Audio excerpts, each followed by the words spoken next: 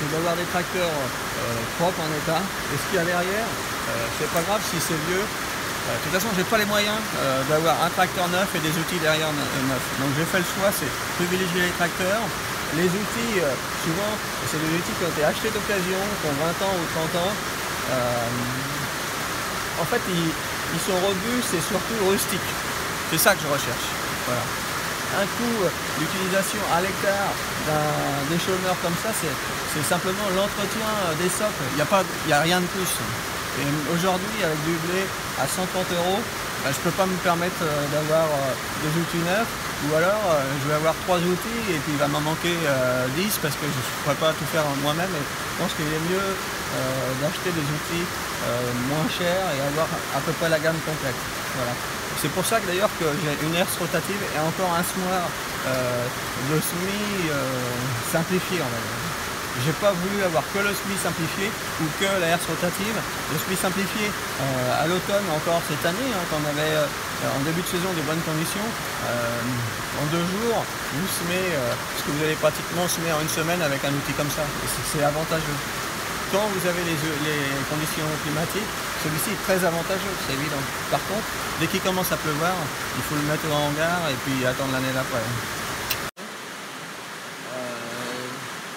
Je ne l'utilise pas au pied parce que je trouve qu'on n'a pas de débit de chantier et c'est très gourmand en puissance. J'ai pratiquement pas le tracteur pour le tirer.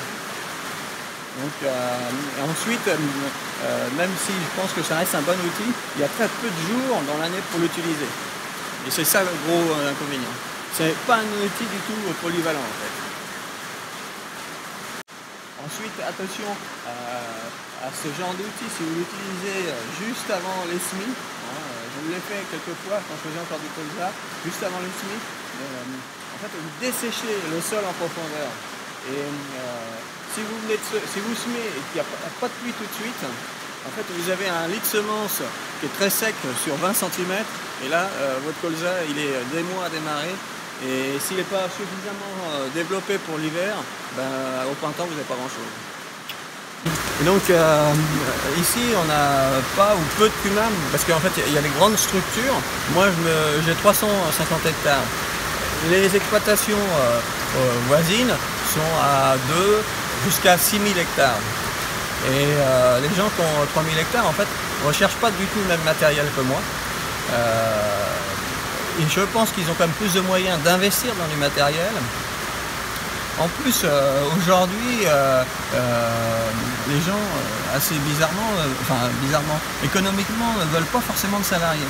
Donc ils commencent à plus rechercher des grosses entreprises pour faire leur travail en quelques jours.